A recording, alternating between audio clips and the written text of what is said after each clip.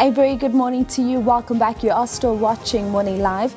Now, the second round of action at the 2025 Australian Open continues today with the defending champion Jannik Sinner and home favourite Alex de Minaur headlining their action at Melbourne Park.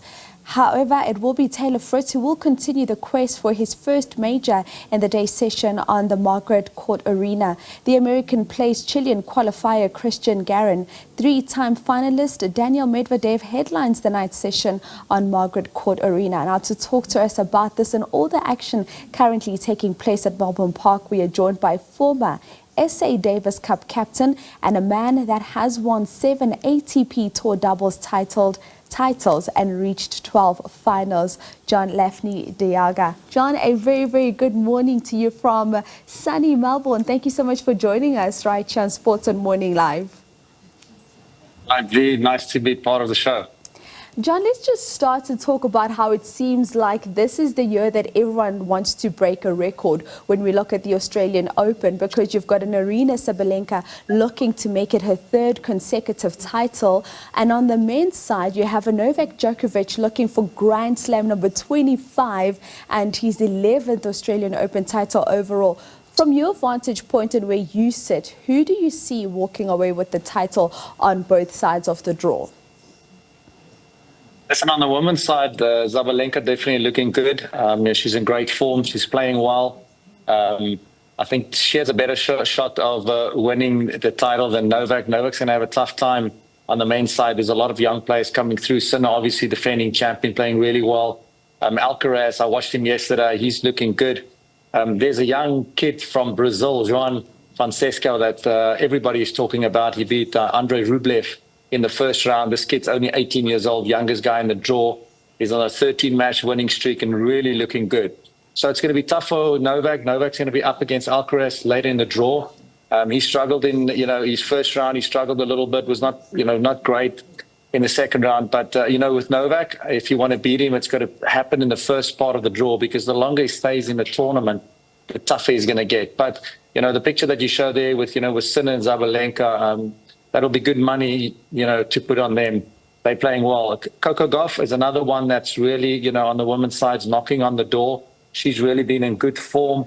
Swiatek is, she's going through. And then Osaka had a very good win yesterday. She's on the way back. Rybakina is somebody that's always dangerous. So it's going to be very interesting. Getting into week 2 is always good. When you get into week 2, it'll be great to see, who's the players that, can take that next step. It will be interesting to see. And I mean, John, you've touched on so many different tennis players that I do want to go a little bit deeper in terms of that discussion. We speak about Rublev going out in the first round against the youngster, which was a shocker to many. How far do you see the young man going? Well, he has a tough match today. It's normally when you take out a big name, it's the next match that's really, the tough one. He's got a tough draw. Even if he wins today, he has to play against Tiafoe. That's, he's made a semi-finals of the Grand Slam before. But there's a lot of talk about this young kid. He's really good. I mean, he's got the goods. I had a long chat, in the beginning of last year with Guga Kurten. He's a good friend of mine, and he told me about this kid. He said he's going to be very good. And while the match was going on, we were talking on video call with each other. It's great for Brazil. Brazil is a big country, and we need players from there to be good. I mean, they bring so much atmosphere and energy. There were so many Brazilians out there, in the Rublev match. And the thing about this kid is, he's so far from physically developed where he should be. He's very young. He came out, didn't look that he was nervous. He played so well in the 2 tiebreakers. And normally, you can come out there when they get to the tiebreaker stage, people freeze up a little bit. He was so free. The power that he's generating, and he's so far from his ceiling. So it's going to be exciting to see this young kid develop, and he's going to be in the top 10 in the world for sure. Oh, we're certainly looking forward to that. You also touched on Naomi Osaka. We've heard her speaking about how she's so focused at the Australian Open right now, but her mind also keeps on going back home to the wildfires out in LA. As an athlete playing at a competition of this nature, I mean, you've played before at some of the biggest tournaments in the world. How important is it to not allow those outside, for lack of a better word, factors to affect you in competition? Because I can imagine it must be hard to just get onto the court and forget everything else that's happening.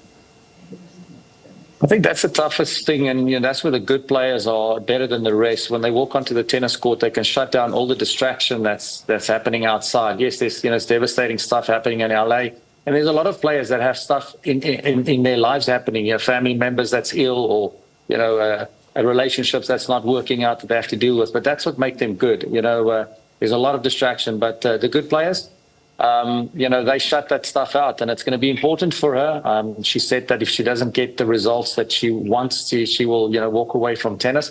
Right now, she's looking really good. It's a good start for her. Unfortunately, she had to pull out last week with an injury, but it doesn't sound like, that is really affecting her at the moment. So you just showed a picture there, another youngster on the women's side of Mira Andreeva, a 17-year-old.